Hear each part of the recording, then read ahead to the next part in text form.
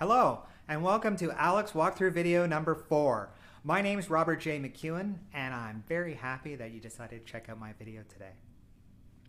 We're going to be covering lines and systems. Now, I'm not going to go through every single concept in ALEK's topic 4. That would just take too long, and I want you to try and do it yourself because that's how you're going to learn.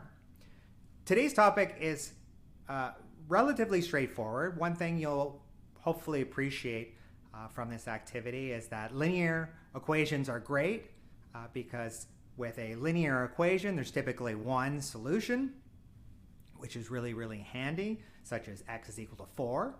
That's really nice. Remember last time in the last video we had quadratics where we could have two solutions. So linear equations are really great to work with. And we're also going to be working with graphs. And so this is our first sort of pass at graphing. A few things to remember. One, understanding how to read graphs and how to create graphs is very important for you as a young person learning to be an economist and learning to be what we call a white-collar worker, a knowledge worker. Graphs are a way of representing sophisticated or complicated mathematical and statistical information to a wider audience. Makes it more accessible to people that maybe don't know that much about stats or math, but it's also very succinct and can get that message across very quickly to people who do know quite a bit about statistics and math. And so it's going to be extremely important for your career, whether you're working in the private sector, wherever, even if you're working in charities, the public sector, if you're working in academics, being able to present information in a easy to understand and accessible way is a great way to get promoted and to have a really great career. So I hope you've got your pencil, you've got your paper, and maybe you've got another tablet if you want to write on that tablet instead of using the pen and paper. Either way, I hope you're ready to go, so let's jump into the questions. Our first question says, find an equation for the line that passes through the points 2, -4 and -4, 4. So if you're new to this, these are Cartesian coordinates. And the first value is the x coordinate and the second value is the y coordinate. So if I draw a little diagram, I've got a coordinate at, here's the x-axis, here's the y-axis. I have a point here at 2, x is equal to 2, and when x is equal to 2, y is equal to -4. So I've got a point here that's 2 and -4. Now I might want to say this is our first point and this will be our second point. So I'll put a subscript of 2 to denote that it's the second observation, or the second point. And here x is equal to -4, and when x is equal to -4, y is equal to 4.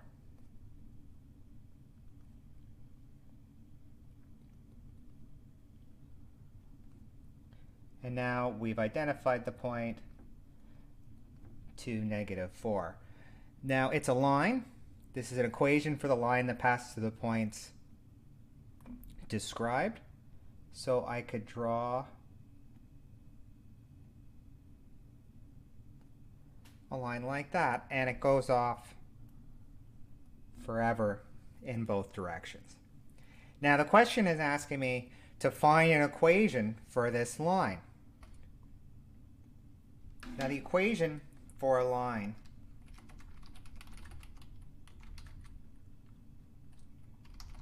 always has the form y is equal to the intercept a plus the slope times the x variable. So a is the intercept, or I should be careful, that's the y-intercept. M is the slope, and x is the x-axis value. And so the question is asking me to find essentially this point right here.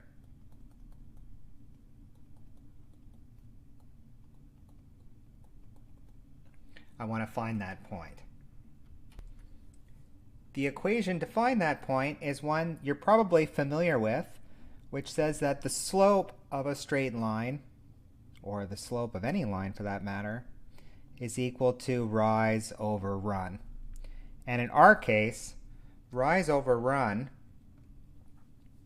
is equal to the change, or maybe the distance from y2 to y1 divided by the distance between x2 and x1. And if we do that, we're going to find the slope. So let's go ahead and find the slope of this line. I've got m is equal to 4 minus 4, that's y2 minus y1, divided by negative 4 minus 2. And that's going to give me 8 over negative 6, which I could simplify to negative 4 over 3.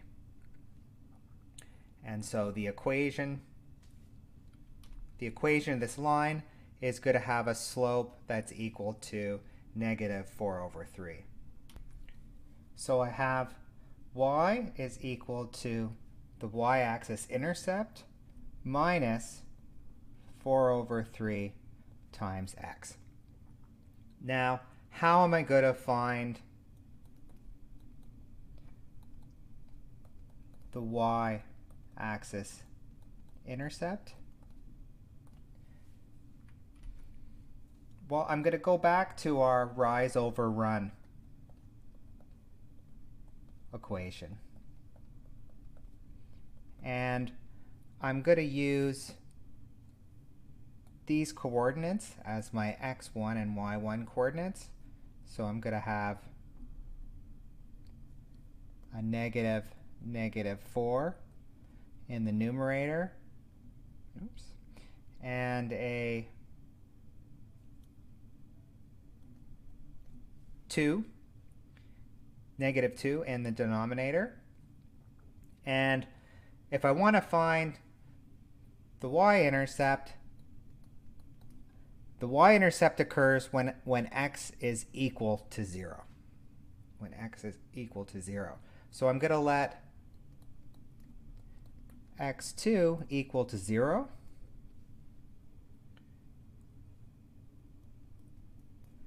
And I'm going to let this whole thing be equal to negative 4 over 3. And I'm going to solve for y2. I'm going to solve for y2. I've got negative 4 over 3 is equal to y2 plus 4 over negative 2. If I multiply both sides by negative 2, I get 8 over 3 is equal to y2 plus 4. I get y2 is equal to 8 over 3 minus 4.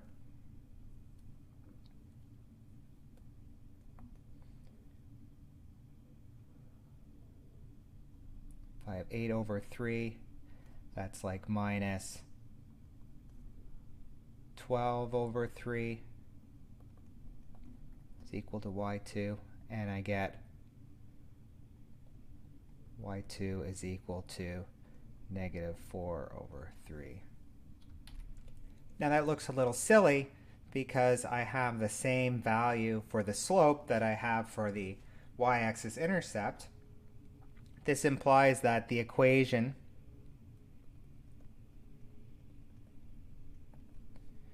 of this line is equal to negative 4 over 3 minus 4 over 3 times x. Right? And that's the same form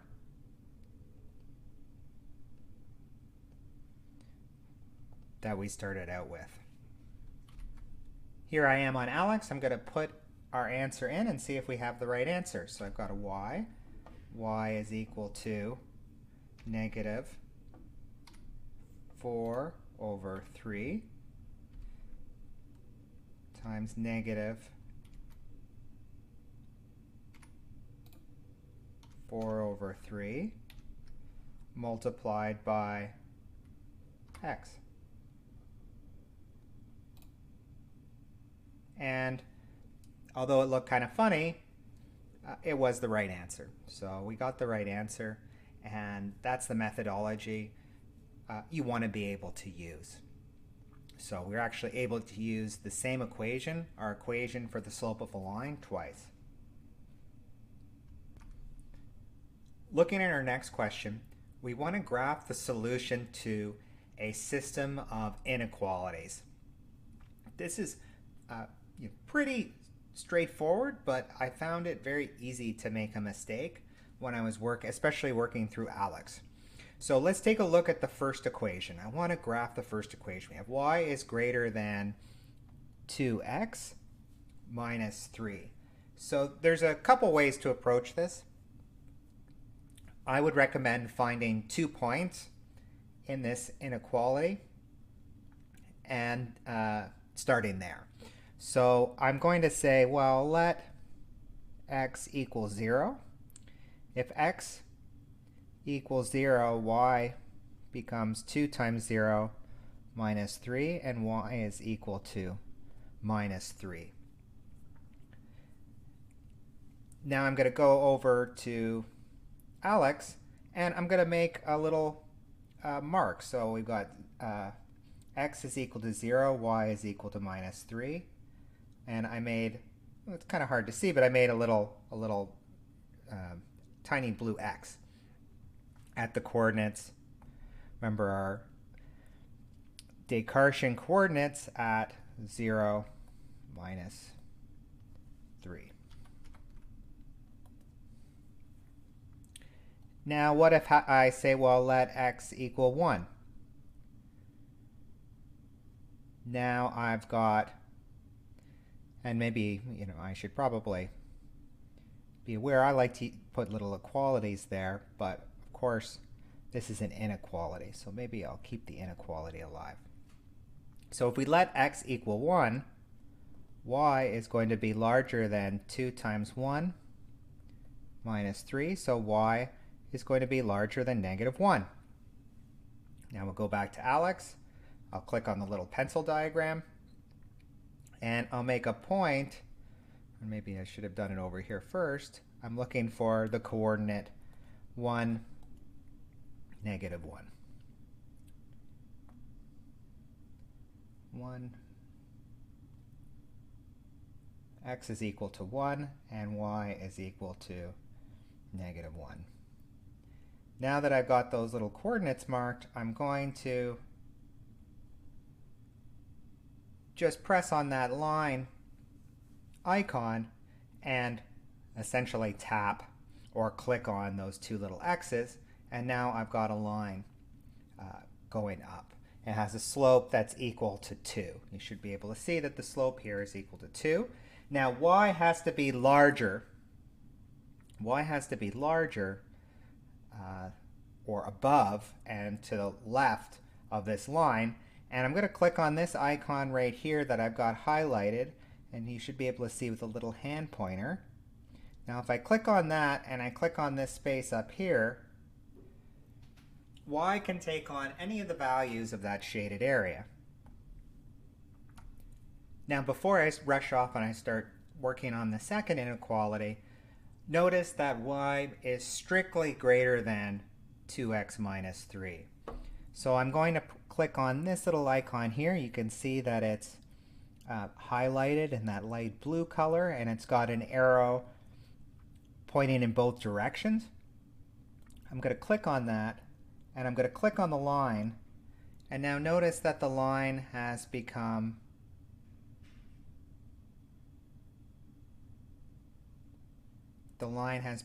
dotted. And that means y cannot take on a value equal to 2x minus 3. So that's just a little technical, a little bit of detail, and definitely detail you want to get correct when you're working with ALEKs so that you get rewarded for everything that you do know. Now we're ready to tackle the second inequality, and we've got y is greater than or equal to negative 2x minus 7. And I'm going to do the same thing. Well, let's let x equal to 0. That's an easy calculation. I like using that as one of the points. Then we get y is greater than or equal to negative 7. And I've got the point 0, negative 7. What if we let x be equal to 1? Now we've got y is greater than or equal to negative 2. Whoop, excuse me. Times 1. Negative 7. Now y is greater than or equal to negative 9. And so we've got the coordinate 1, negative 9. Now I'm going to go and I'm going to use the little pencil icon like I did last time. And I'm going to look for 0, negative 7, which is down there. And I'm going to look for 1 and 9, which is right down there. Now I'm going to press the line icon, and I'm going to click on those two little X's that I drew on the diagram. It's already been shaded in for us. Y can take on, it can be equal to negative 2x minus 7 with our second equation. And so why don't we see if I've done this correctly. I'll click the check button. We'll see if we've got the solution. And we do. So as long as y is in this blue, light blue shaded area here,